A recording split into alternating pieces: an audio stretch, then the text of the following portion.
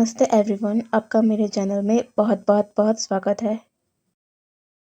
Hey everyone, आज का ये वन शॉट एफएफ है किसी के जन्मदिन पर जिनका नाम है निशा।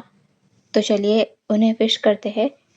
हैप्पी बर्थडे निशा जी, आपको आपके जन्मदिन की बहुत बहुत शुभकामनाएं। आपकी ज़िंदगी में हमेशा खुशियाँ बनी रहें और आप ऐसे ही मुस्कुराती रहें। तो चलिए आज के इस वन शॉट एफएफ को शुरू करते हैं और मुझे बताइएगा कि आपको ये कैसा लगा। ठीक है, आई नो आपकी शिकायत पहले यही होगी कि ये बहुत ही छोटा है, पर क्या करूँ, मेरी हालत है ही नहीं कि मैं अच्छे से कर पाऊँ और मुझे लगता भी नहीं है क्योंकि इसमें बहुत सी कमियाँ होंगी और क्योंकि मैं अच्छे से कर ही नहीं पा रही हूँ। मैं वन शॉट की तैयारी अच्छे से नहीं कर पा रही, मुझसे हो ही नहीं रहा है। मेरी हेल्थ मेरा साथ नहीं दे रही है, इसलिए मैं इतना ही कर पाई। आई होप आप लोगों को पसंद आएगा। तो शुरू करते हैं। स्टोरी की स्टार्टिंग में हम देखते हैं एक वेडिंग वेन्यू जो पूरी तरह रेड और ट्रेडिशनल थीम पर डेकोरेटेड है। सभी जगह तैयारियां अभी चल रही है, अभी वेडिंग स्टार्ट नहीं हुई है। स्टेज पर दो नामों को बहुत ही अच्छी तरह से हाईलाइटेड रखा गया है।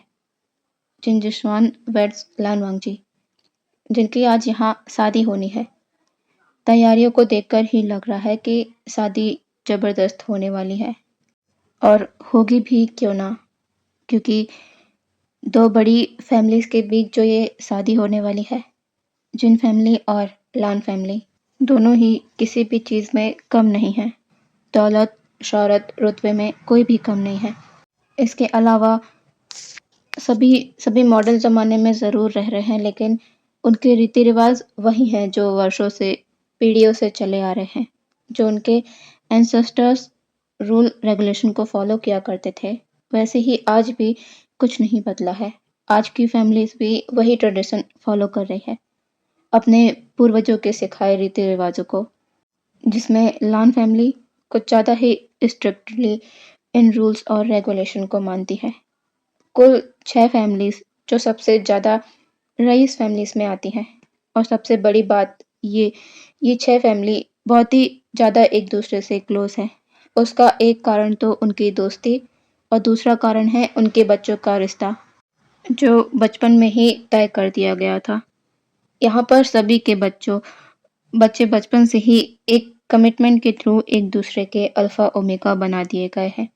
बस एक लीगल एज का इंतज़ार है जब उनकी शादी कर दी जाएगी।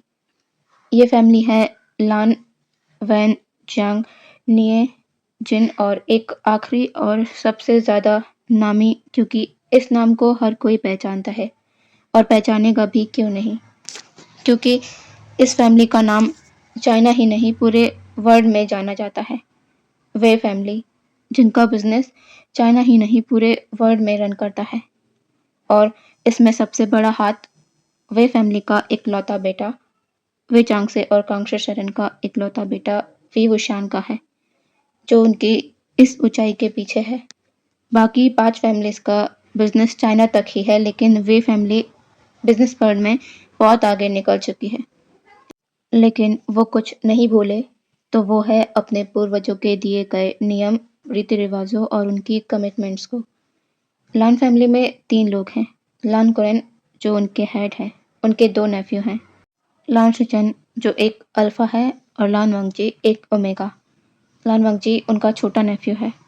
जिन फैमिली में 4 लोग हैं, मिस्टर जिन, मिसेस जिन और उनके 2 बच्चे।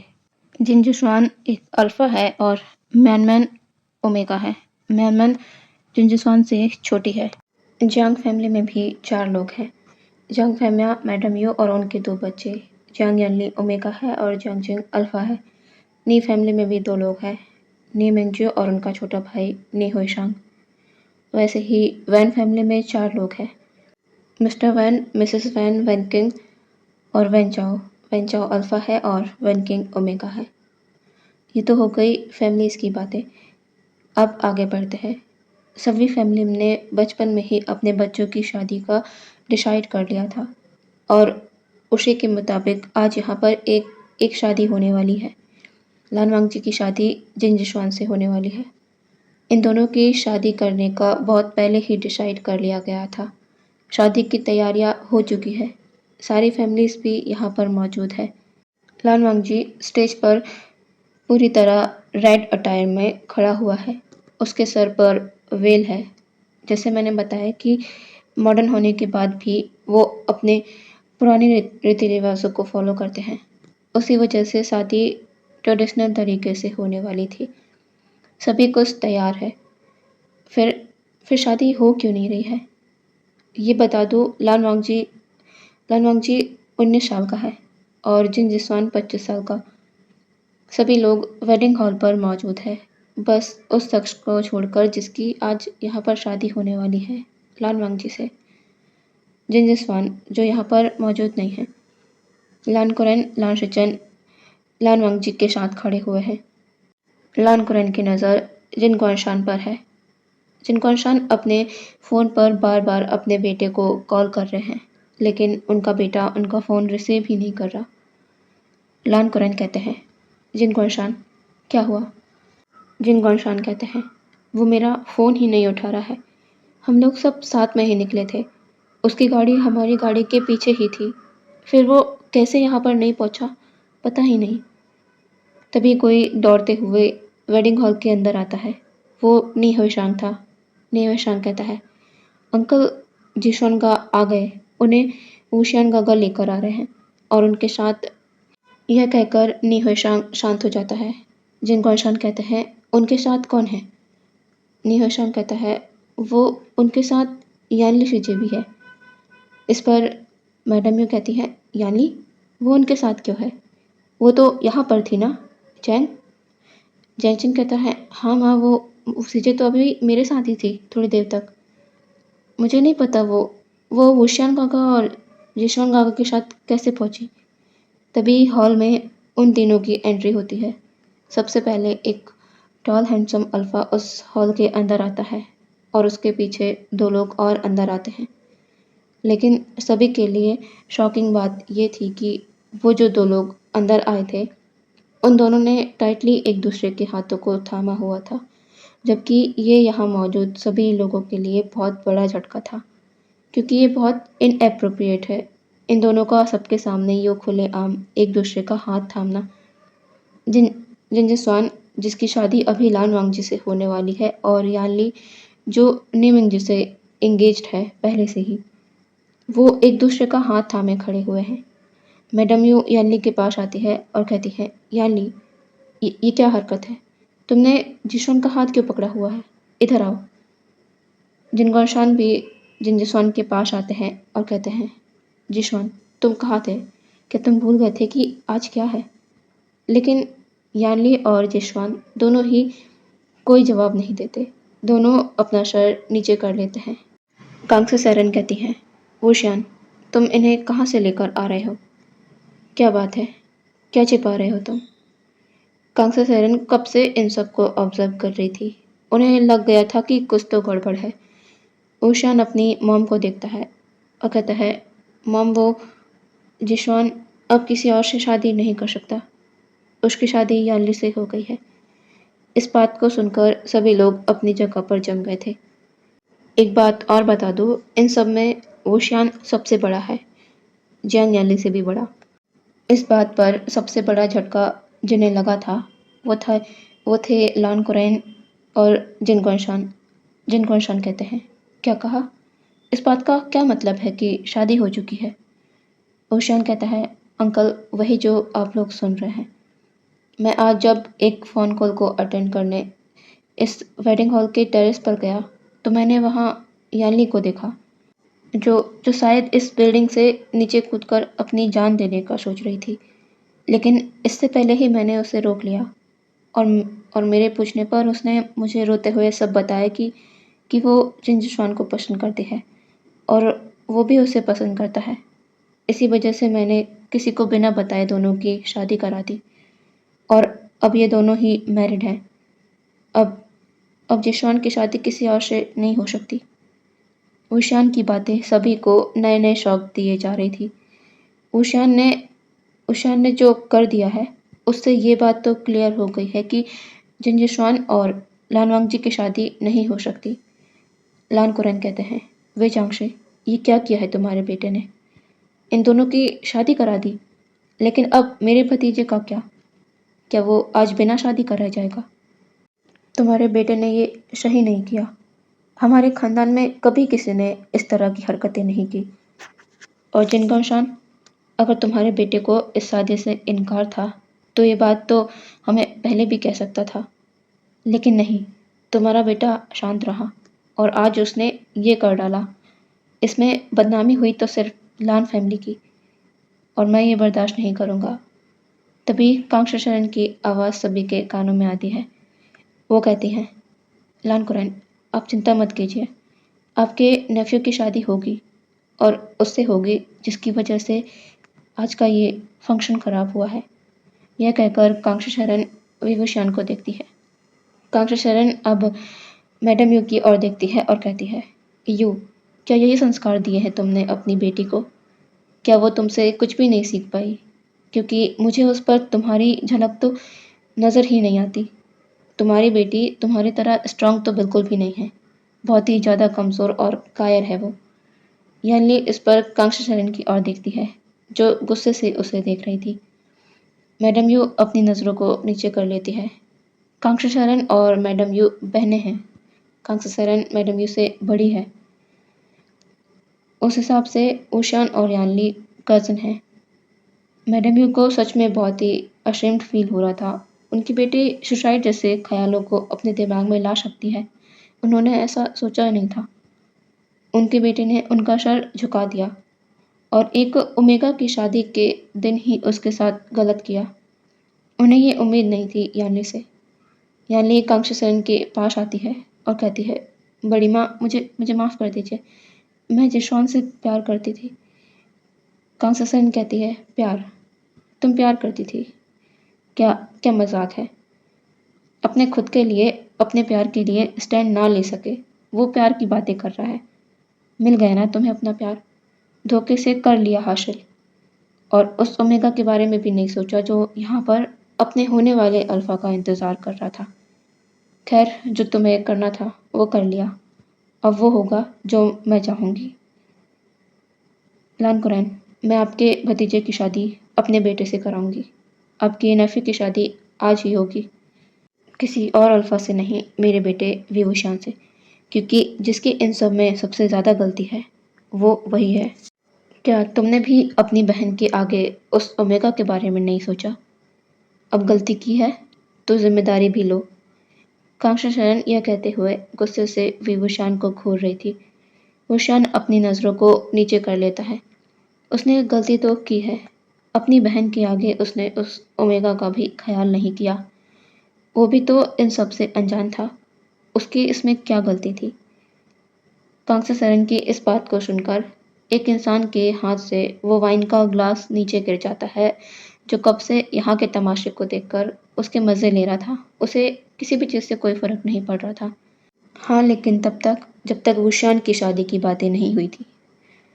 वो वो जिन कौशान की बेटी, ओमेगा बेटी मेरमन थी, जो तब तक तो बिल्कुल ऐसी थी कि जैसे किसी बात से उसे कोई फ़र्क नहीं पड़ता। लेकिन कांक्षा शरण की बात ने उसे सबसे बड़ा झटका दिया था। वो अपनी बड़ी-बड़ी आँखें और शॉकिंग फेस के साथ कांक्षा शरण को देख रही थी। जिनको इंसान जल्दी से कांक्षा शरण के पास आते हैं और कहते हैं, मिसेस वी, आप ये क्या कह रही हैं? विभूषण की शादी लानवांग जी से नहीं। नहीं, आप ऐसा नहीं कर सकती। आप ये जानते हैं कि विभूषण की शादी तो मेमन से बचपन में ही तय कर दी गई थी। अब आप अपनी बात से नहीं मुकर सकती। कांक्षा शरण मॉकिंग वे में कहती है, मैं अपनी बात से नहीं मुकर सकती, लेकिन आप और आपका बेटा ऐसा कर सकते हैं। ये आपके बेटे की गलती है। उसे ये सब करने से पहले उसके नतीजों के बारे में सोच लेना चाहिए था कि उसके नतीजे क्या होंगे। जब उसने अपनी बहन के बारे में नहीं सोचा, तो मैं इसमें क्या कर सकती हूँ? जो होना था वो हो गया है। अब वो होगा जो मैं चाहूँगी। गलती जिसने भी की हो, लेकिन उसके उसके कॉन्सिक्वेंसेस सभी को भुगतना पड़ेगा। विभूषण की शादी लानवांगजी से ही होगी। ये मेरा फैसला है। वुशान, क्या तुम मेरी बात को नकारोगे? विभूषण अपनी माँ को देखता है और कहता है, नहीं मॉम, अब जो कहेंगी मैं वो करने को तैयार हूँ। मैं इस शादी को करूँगा। अब हम थोड़ी देर बाद देखते हैं एक कमरे के अंदर कुछ लोग मौजूद हैं। वे चांगशे, कांगशे शरण, जिनगोनशान, मिसेस जिन, म्याम्या, madam Yu, Zhang Yanli, Jin जिशवान, जांगचिंग सभी बस बस लान फैमिली और नी फैमिली को छोड़कर। म्याम्या कांगशे शरण के पास आकर कहती है, आंट आप ये कैसे कर सकती है? आप जानती हैं ना कि मेरी शादी ऊशान गागा से होने वाली थी। और लन वांग जी, वो तो बहुत ही छोटा है ऊशान गा से। फिर आप ऐसा क्यों कर रही हैं? कांगशे शरण कहती है, आई एम सॉरी बेटा, लेकिन जो तुम्हारे भाई और मेरे बेटे ने किया है उसकी जिम्मेदारी तो उन्हें लेनी होगी। और फिर तुम्हारे भाई को भी तो पता चले कि एक ओमेगा को यूं नकार देना क्या होता है, जो उसने लान वांग जी के बारे में एक बार भी नहीं सोचा। जिनजिस्वान सामने आता है और कहता है, आंट, माना मैंने जल्दबाजी में बिना सोचे इस कदम को उठा लिया, लेकिन इसमें म्याम्या की गलती नहीं है। प्लीज़ वे गागा की शादी और उसकी शादी मत तोड़िए। वो इस शादी के सपने कब से देखते आ रही है। कांशी शरण कहती है, अच्छा तो शादी ना करो वुशान की लांसान से, तो फिर तुम ही बताओ क्या करें। क्या तुम यानली के साथ शादी तोड़कर लानवांग जी से शादी को तैयार हो? तो मैं ऐसा नहीं करती। जिनजिस्वान इस पर कुछ नहीं कह पाता। जिनगोनशान वे चांगशे की ओर देखते हैं हेल्पिंग नज़रों से कि वो अपनी वाइफ को समझाए कि वो ऐसा ना करे, लेकिन वे चांगशे बस अपना सर शेक कर देते हैं क्योंकि उनकी वाइफ बहुत ही स्ट्रिक्ट नेचर की है और इन बच्चों ने खुद से ऐसा कदम उठाकर गलत किया। और कांग्रेशन का कहना भी गलत नहीं है। वो ओमेगा, उसके दिल पर क्या बीत रही होगी, इस बारे में किसी ने कुछ सोचा क्यों नहीं। उनकी वाइफ का ये फैसला गलत नहीं है। और यहाँ दूसरी तरफ लान कुरैन अपने भतीजा के साथ है। लानवांग जी का फेस अभी भी वेल से कवर है। लान कुरैन को गुस्सा बहुत आ रहा है क्योंकि आज जो भी हुआ वो ठीक नहीं था। लान शिचन कहते हैं, अंकल, क्या आप आंट सरन की बात मानेंगे? क्या आप वुशान की शादी वांगजी से कराएंगे? लान कुरैन कहते हैं, शादी नहीं हुई तो हमारी बहुत बदनामी होगी, इसलिए अगर मिस्टर वे अपने बेटे की शादी वांगजी से करने को तैयार हैं तो हम इस शादी के लिए तैयार हैं। लान कुरैन अब लान वांगजी की ओर देखते हैं और कहते हैं, वांगजी, माना कि विभूषण ने आज बेवकूफ़ी भरा काम किया है, लेकिन वो दिल से बुरा अल्फा नहीं है। वो बहुत ही समझदार, सुलझा हुआ है और अपने माँ बाप की एक एक बात को अपने सर आँखों पर रखने वाला लड़का है। वो बुरा नहीं है। वो तुम्हारे लिए अच्छा पार्टनर साबित होगा। क्या तुम मेरी बातों पर विश्वास करते हो? मैं तुम्हारे लिए गलत फैसला नहीं करूँगा। हाँ, तुम उसे ज़्यादा नहीं जानते क्योंकि वो विदेश में रहा है, लेकिन मेरी बात मानो, वो अच्छा लड़का है। लनवंग जी कहता है, अंकल, आपको जो भी सही लगे, मुझे इससे कोई परेशानी नहीं। लान कुरैन एक स्माइल कर लानवांग जी के सर पर अपना हाथ रख देते हैं। वुशियान जब 12 साल का था तब से ही वो अब्रॉड चला गया था। उस वक्त लानवांग जी 4 साल का था। वुशियान को पता था कि उसकी शादी बचपन में ही तय कर दी गई है म्यांमार के साथ, और उसे अपने मॉम डैड के डिसीजन से कोई परेशानी भी नहीं थी क्योंकि वो किसी को वैसे भी पसंद नहीं करता था। लेकिन वो अपने काम में इतना ज़्यादा व्यस्त रहा करता था कि उसने कभी भी म्याम्या से ज़्यादा बात नहीं की। उसे बस पता है कि वो उसकी फियांसे है, लेकिन इसके उलट म्याम्या, वो तो वुशान के पीछे पागल है क्योंकि एक तो वुशान बहुत ही ज़्यादा हैंडसम है और दूसरा कि वो एक बहुत ही रिचेस्ट फैमिली में जाने वाली है। इसी वजह से वो हमेशा अकड़ में रहा करती थी और उसी का रौब वो सभी को दिखाया करती थी। लेकिन वो अब आसमान से ज़मीन पर आ गिरी है आज जो हुआ उसे देखकर। और अभी अभी वुशियान और लांजान स्टेज पर खड़े हुए हैं। इस वेन्यू पर खुशी से ज़्यादा मायूस चेहरे वाले लोग कुछ ज़्यादा ही हैं और कुछ लोग न्यूट्रल हैं, जिन्हें इस फैसले से ना ही कोई दिक्कत है और ना ही ज़्यादा एक्साइटमेंट। म्या म्या अपनी लाल आंखों से, जिसमें जेलसी साफ नजर आ रही है, उससे लानवांग जी को देख रही है और उतना ही गुस्सा उसे अपने खुद के भाई पर आ रहा है। अगर वो ऐसा कुछ ना करता तो आज ऊशान वहां नहीं होता। वो उससे शादी करता, ना कि लानवांग जी से। थोड़ी देर में शादी कंप्लीट हो जाती है। शादी ट्रेडिशनल तरीके से हुई थी। लोग आकर नए कपल को कॉन्ग्रेचुलेट करते हैं, कुछ लोग मन से तो कुछ बेमन से। इन सब के इन सब के बाद सभी साथ में डिनर करते हैं। लानवांग जी और वुशियान भी साथ में ही बैठे थे। लानवांग जी के पास में कांगशी शरण बैठी हुई थी, जो उसे खाने में हेल्प कर रही थी, क्योंकि वेल की वजह से लानवांग जी के लिए खाना मुश्किल हो रहा था। खाने के बाद वे फैमिली, लान फैमिली और बाकी फैमिली से बाय बोलकर अपने वे मैंशन जाने को निकल जाते हैं। मिस्टर वे और मिसेस वे एक अलग कार में हैं और वुशियान और लानवांग जी एक अलग कार में। वुशियान और लानजान दोनों ही शांत कार के बैक सीट पर बैठे हुए हैं।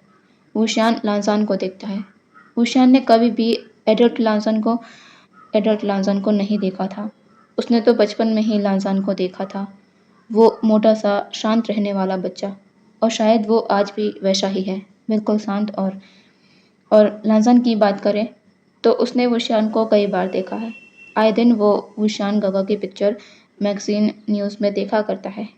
लेकिन उसकी किस्मत देखो, उसे कहाँ ले आई है। आज वो वुशियान का हस्बैंड बन चुका है, जो उसने कभी सोचा भी नहीं था। लानवांग जी बहुत ही शांत और रिजर्व तरह का पर्सन है। वो अपने आप को एक्सप्रेस नहीं करता, किसी से ज़्यादा मिलता जुलता नहीं है। यहाँ तक कि जिंजिस्वान जिससे उसकी शादी होने वाली थी, वो तो उसे भी सही से नहीं जानता था और ना ही वो उससे कभी मिला था। उसे बस ये पता था कि उसकी शादी जिंजिस्वान से होने वाली है, और वो बस अपने अंकल की बात की रिस्पेक्ट करते हुए इस शादी को मान गया था। लेकिन आखिर में उसकी शादी किससे हो रही है? उससे, जिसके बारे में उसने कभी सोचा नहीं था कि वो उसका हस्बैंड बन जाएगा।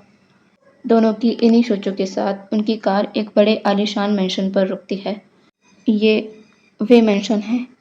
मिसेस वी लानवांग जी को पहले ही अपने साथ मैंशन के अंदर ले जाती है और उसे वुशियान के कमरे के अंदर ले जाकर बैठा देती है, और वो फिर नीचे आ जाती है हॉल में, जहाँ पर उसके हस्बैंड और बेटा खड़े हुए हैं। कांक्षा शरण वुशियान को देखती है और कहती है, विंग, अब लानवांग जी तुम्हारा हस्बैंड है। उसका और उसकी ज़रूरतों का ख्याल रखना तुम्हारा फ़र्ज है। और हाँ, तुम लानसान को नहीं जानते हो, क्योंकि तुम इतने साल जो बाहर रहे हो, उसे तुमने देखा भी नहीं होगा ठीक से। वो बहुत ही मासूम है और शांत बच्चा है। उसे कभी भी अपनी बातों से हर्ट मत करना। समझ रहे हो तुम? विभूषान कहता है, जी मॉम। कांक्षा सरन कहती हैं, ठीक है, अब तुम जाओ। विभूषान नोट करके वहाँ से अपने रूम की ओर जाने लगता है। तभी कांक्षा सरन उसे रोकते हुए कहती है, विंग, रुको। वुशियान अपनी जगह पर रुक जाता है और पलटकर अपनी मॉम को देखता है। कांक्षा सरन वहाँ से कहीं चली जाती है और थोड़ी देर बाद वापस आकर वुशियान के हाथ में एक बॉक्स को रखती है। वुशियान अपनी मॉम को देखता है। कांक्षा सरन कहती है, ये लानवांग जी को तुम्हें गिफ्ट के तौर पर देना है, ठीक है? वुशियान कहता है, ठीक है मॉम।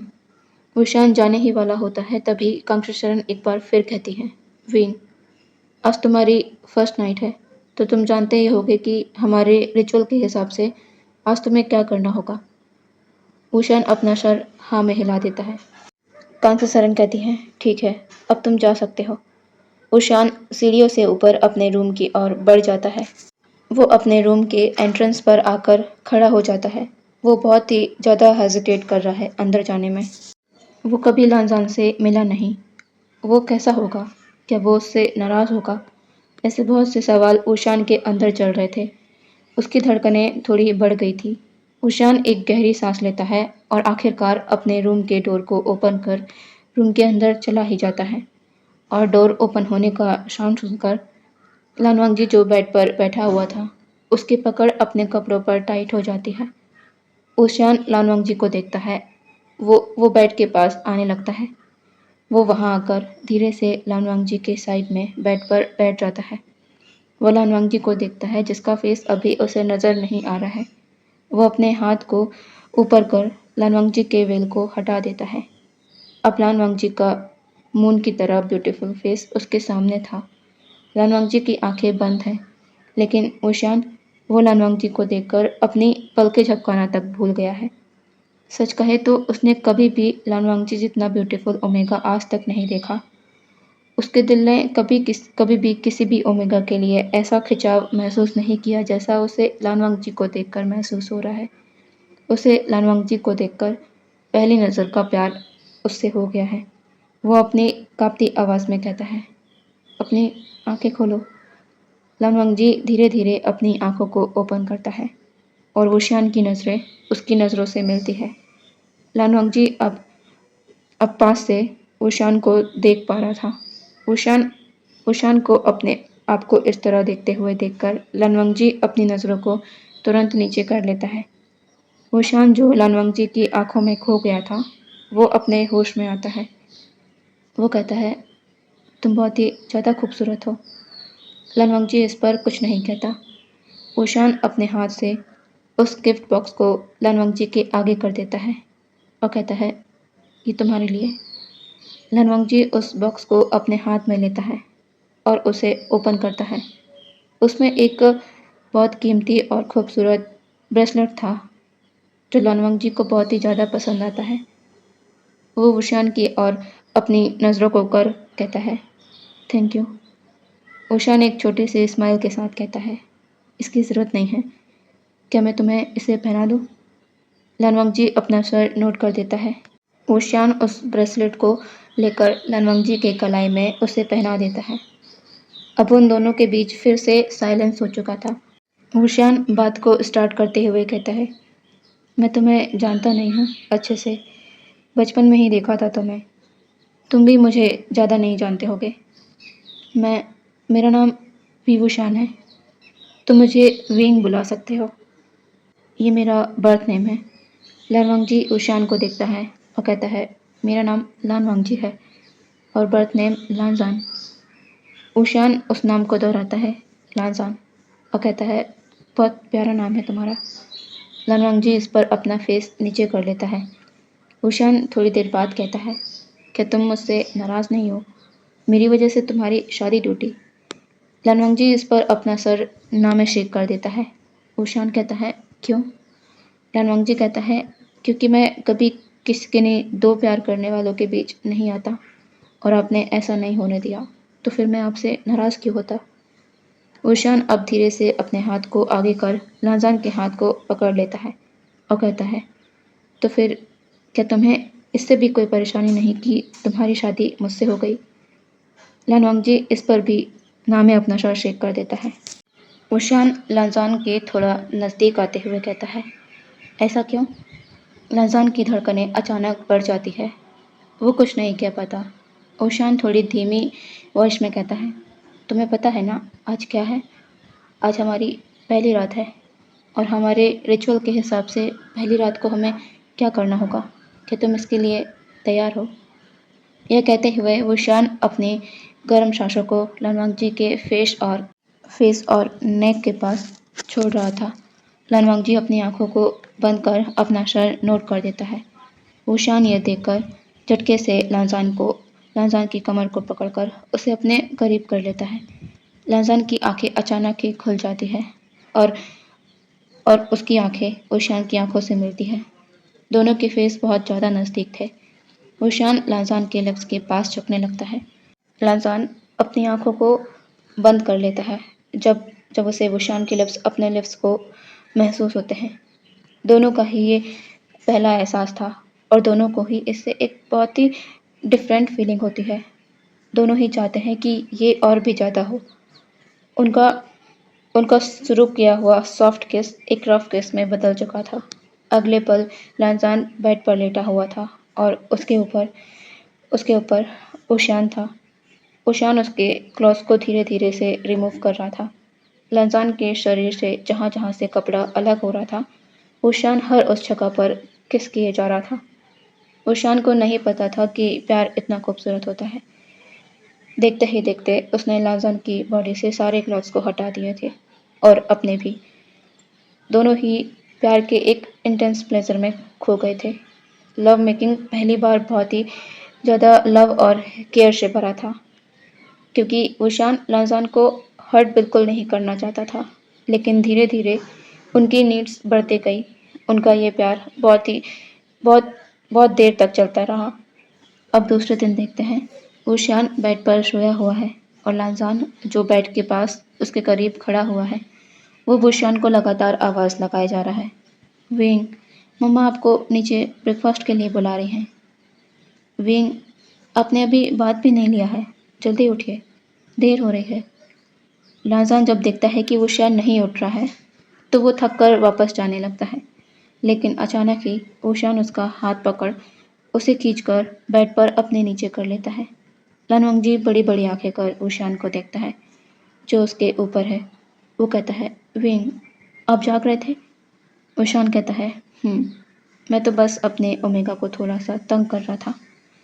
लनवंगजी कहता है, विंग, चलिए अब मुझे तंग कर लिया हो तो उठिए, मॉम आपको नीचे आने का कह रही हैं, चलो। वुशियान कहता है, नहीं, पहले मुझे तुम्हें बहुत सारी किसेस करने दो। यह कहकर वुशियान लांज़ान को किस करने लगता है। लांज़ान कहता है, विंग, बस हो गया, अब चलिए। वुशियान लांज़ान को देखता है और कहता है, लांज़ान, मेरा कुछ और भी करने का मन कर रहा है। पता नहीं मेरे साथ क्या हो रहा है, तुम्हें देखकर ही मैं अनकंट्रोल हो जाता हूँ। लांज़ान को तभी कुछ फील होता है। वो अपनी नज़रों को नीचे करता है और तुरंत ही अपनी आंखों को टाइटली बंद करता है और कहता है, विंग। वुशियान कहता है, क्या? कल तुमने मुझे पूरी तरह देखा तो है और फील भी किया है ना? वुशियान ब्लैंकेट के नीचे अभी भी पूरी तरह नेकेड है। लांज़ान जल्दी से बेड से वुशियान से छूटकर बेड से नीचे उतर जाता है और कहता है, अब जल्दी से रेडी होकर नीचे आइए, मामा को बुला रही है। यह कहकर लांज़ान रूम से बाहर चला जाता है और वुशियान उसे देखकर स्माइल ही करता रह जाता है। थोड़ी देर में वुशियान भी नीचे आ जाता है। उसके चेहरे पर एक अलग ही चमक थी, जिसे कांग्रेसरन ने तो नोटिस कर ही लिया था। वो दोनों वुशियान और लांज़ान के लिए बहुत ही ज़्यादा खुश हैं। ब्रेकफास्ट करते वक्त कांग्रेसरन कहती हैं, विंग, ऑफिस जाते वक्त तुम लांज़ान को भी उसके स्टूडियो छोड़ देना। वुशियान इस पर सरप्राइजिंगली लांज़ान को देखता है और कहता है, स्टूडियो? कांग्रेसरन कहती है, हाँ, लांज़ान फैशन डिज़ाइनर है, उसके पास अपना स्टूडियो है, तो उसे वहाँ पर ड्रॉप करते जाना। वुशियान कहता है, ओके मॉम। वुशियान को ये पता ही नहीं था कि उसके लांज़ान के पास अपना स्टूडियो है। ऑफिस आते वक्त लांज़ान वुशियान को अपने बारे में सब कुछ बताता है कि कैसे उसे डिज़ाइनिंग में इंटरेस्ट था, इसलिए उसने इस फील्ड को चुना और 2 साल से वो अपना स्टूडियो चला रहा है। लांज़ान के स्टूडियो को विज़िट करने के बाद वुशियान भी अपने ऑफिस निकल जाता है। शाम को दोनों ही साथ में घर आते हैं और रात को उनका डेली रोमांस जारी रहता है। वुशियान तो लांज़ान के प्यार में इतना पागल हो गया है कि वो घर के किसी भी कोने में लांज़ान को किस करने से पीछे नहीं हटता। एक दो बार तो मिसेस वे और मिस्टर वे ने भी किचन में लांज़ान और वुशियान को लवी-डवी होते देख लिया है और वो बहुत ही खुश है ये देखकर कि उनका बेटा काम से हटकर अपनी फैमिली पर भी ध्यान देने लगा है। ये सब लांज़ान के कारण हुआ। वो सबके लिए लकी है। 15 दिन हो चुके हैं उनकी शादी हुए, लेकिन कुछ बदल रहा है लानवांगजी के साथ। वो आजकल बहुत ही शांत रहने लगा है। वुशियान ने इसे महसूस किया है। वो कभी-कभी उसे इस तरह देखता है कि जैसे कि वो उससे कुछ पूछना चाह रहा हो और जब वुशियान उससे पूछता है कि क्या बात है, क्या परेशानी है, तो इस पर लांज़ान ये कहकर टाल देता है कि नहीं, कोई बात नहीं है। लेकिन वुशियान को महसूस हो रहा है कि लांज़ान किसी बात को लेकर तो परेशान है। ऐसे ही 10 दिन और बीत जाते हैं। एक दिन लांज़ान अपने हाथ में एक पेपर को होल्ड किए हुए है। उसके फेस पर छोटी सी स्माइल भी थी। वो अपने वो अब अपने फ़ोन को उठाता है। वो उससे वुशियान को कॉल करने ही वाला होता है कि तभी उसकी नज़र फ़ोन पर किसी और चीज़ पर जाती है और वो रुक जाता है। उसके हाथों से वो फ़ोन ही गिर जाता है। उसकी आंखों में आंसू आ चुके थे। वो फ्रस्ट्रेशन में उस अपने हाथ के पेपर को बुरी तरह मोड़कर डस्टबिन में डाल देता है और अपने कमरे से बाहर निकल जाता है। रात हो चुकी थी। वुशियान जो घर आने को ही निकल रहा था, तभी उसके पास उसकी मॉम का कॉल आता है। वो जब कॉल को रिसीव करता है, तो दूसरी तरफ से उसकी मॉम कहती है, वुशियान, क्या तुम जानते हो कि लाज़न कहाँ है? क्योंकि वो घर पर नहीं है और आज वो स्टूडियो भी नहीं गया। ऊशान इस बात को सुनकर घबरा जाता है। वो नहीं जानता कि लांसन कहाँ है, और लांसन तो यहाँ उसके पास भी नहीं आया। फिर लांसन कहाँ जा सकता है, वो भी बिना बताए। ऊशान लान फैमिली में कॉल करके लान कुरन से पूछता है कि क्या क्या लांसन उनके पास आया है, लेकिन उनका भी सेम जवाब होता है कि नहीं, लांसन उनके पास नहीं आया। सभी लोग इस चीज़ को लेकर परेशान हो चुके थे और डर भी चुके थे कि लांसन बिना बताए आखिर गया कहाँ। लान फैमिली और वे फैमिली दोनों ही इसे लेकर बहुत चिंता कर रहे थे, घबरा चुके थे। लान फैमिली वे फैमिली के पास आ चुकी थी। ऊशान जब घर आकर अपने कमरे में देखता है तो उसे लांसन का फ़ोन यूं ज़मीन पर गिरा नजर आता है। वो उस फ़ोन को अपने हाथ में लेता है। वो उसे लेकर अपने रूम से बाहर ही जा रहा होता है कि तभी उसकी नज़र डस्टबिन पर जाती है, जहाँ पर बुरी तरह मोड़कर वही कागज़ पड़ा हुआ है जो लांसन ने फेंका था। ऊशान उसे उठा लेता है और उसे ठीक करके पढ़ने लगता है। उसे पढ़कर ऊशान की आंखें बड़ी बड़ी हो गई थी। उसका डर अब और भी ज़्यादा बढ़ गया था। उसे जल्दी उसे जल्दी से लांसान को ढूंढना होगा। सभी लोग लांसान को हर जगह ढूंढने में लग चुके थे, और यहाँ दूसरी तरफ लांसान वो एयरपोर्ट में एक बेंच पर बैठा हुआ था, बिल्कुल शांत, अपने सर को झुकाए हुए। तभी उसे महसूस होता है कि कोई तेजी से दौड़ता हुआ उसके पास आकर खड़ा हो गया है। वो अपने सर को धीरे से ऊपर करता है तो वो अपने सामने बहुत ही बुरी हालत में पसीने से तरबतर विभूषण को खड़ा देखता है। वो वापस से अपने सर को नीचे कर लेता है। ऊशान ये देखकर एक गहरी सांस भरता है। उसे गुस्सा गुस्सा तो बहुत आ रहा है, लेकिन वो लांजान को कुछ नहीं कहता और ना ही कह सकता है। वो लांजान के हाथ को पकड़ता है और उसे लेकर अपनी कार के पास जाने लगता है, लेकिन लांजान वो अपने हाथ को ऊशान के हाथ से छुड़ाने की पूरी कोशिश कर रहा था। ऊशान को ये बात और भी गुस्सा दिला रही थी। वो झटके से लांजान को अपनी ओर खींचता है और कहता है, लांजान, तुम घर चल रहे हो या नहीं? लांजान अपनी आंसू भरी आंखों से ऊशान को देखता है। ऊशान ये देखकर उसे हक कर लेता है और लांजान उसकी बाहों में सिसकने लगता है।